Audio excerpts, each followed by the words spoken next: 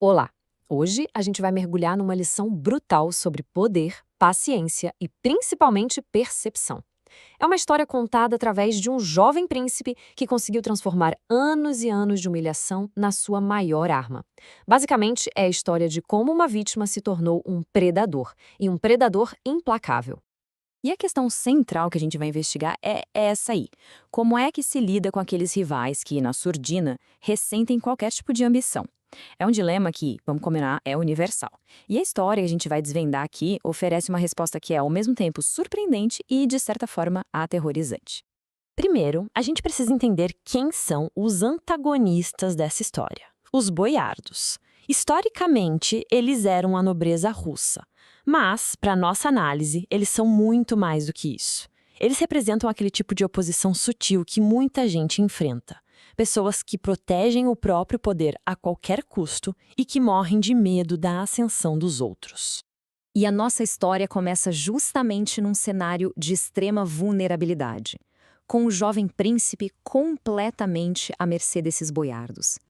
A vida dele já começa com uma tragédia atrás da outra. Com apenas 3 anos, o pai de Ivan morre e ele é proclamado sucessor. A mãe dele vira regente, mas 5 anos depois, ela é envenenada. E aí, o poder é simplesmente tomado pela família boialda mais temida de todas, os Shuisky. Ou seja, aos 8 anos, Ivan já não era mais um príncipe, ele era um órfão e uma peça no jogo cruel dos seus próprios captores. Imagina a cena. Isolado no seu próprio palácio, o jovem príncipe era praticamente uma figura fantasma. Ele vagava pelos corredores enormes, muitas vezes faminto, um rei simplesmente esquecido dentro da sua própria casa. E não era só fome. Os seus captores faziam questão de mantê-lo com roupas pobres, rasgadas. E isso não era só a negligência, sabe? Era uma tática. Era uma humilhação constante, um lembrete visual, diário, da sua impotência. Pensa no que é viver assim. Ivan vivia no estado de medo constante. Ele se escondia dos Shuiskys, que o tratavam com uma crueldade e um desprezo absurdos sempre que cruzavam com ele. Mas a crueldade deles ia muito além. Era uma coisa assim, psicológica, perversa. Eles tinham um ritual bizarro, vestiam o Ivan com os trajes reais, davam um cetro na mão dele, colocavam ele no trono e aí, logo em seguida, expulsavam ele aos empurrões, como se fosse um cachorro.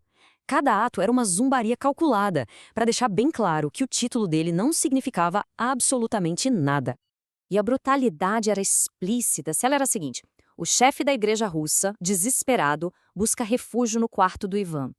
E o que acontece? Os Shuiskys simplesmente invadem o quarto gritando e espancam o homem na frente do garoto que fica ali aterrorizado. Isso mostrava a impunidade total deles. Ninguém estava salvo. E aqui, olha, aqui está o ponto crucial. Por causa do silêncio dele, do comportamento submisso, os boiardos cometeram um erro fatal. Eles subestimaram Ivan completamente. Eles realmente acreditavam que tinham quebrado o garoto, que ele era só uma casca vazia, um idiota obediente e amedrontado. Só que por baixo daquela fachada de medo tinha outra coisa crescendo. E agora a gente chega no momento da virada, o momento em que a vítima se revela, finalmente, como o predador.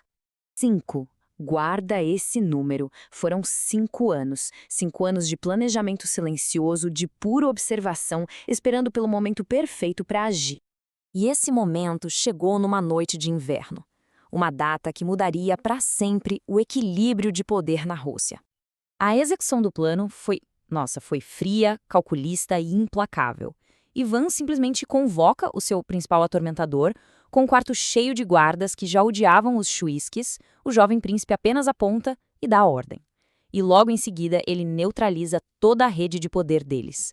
Sem negociação, sem aviso prévio. Apenas um golpe, rápido e decisivo. Tá, mas o que a gente aprende com essa manobra tão chocante? A história de Ivan é muito mais do que só vingança. É uma aula magistral de estratégia. Basicamente, Ivan tinha 2 caminhos a seguir. Tentar negociar com rivais, como os boiardos, teria sido um erro gigantesco. Qualquer acordo, qualquer compromisso viraria uma fraqueza, uma brecha para eles minarem o poder dele. Já a ação súbita, por outro lado, foi devastadora. Não deu tempo para ninguém reagir, estabeleceu a autoridade dele na hora e, claro, espalhou o medo.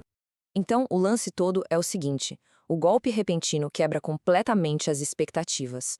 Os boiardos estavam esperando o quê? Um garoto assustado ou, na melhor das hipóteses, uma tentativa de negociação.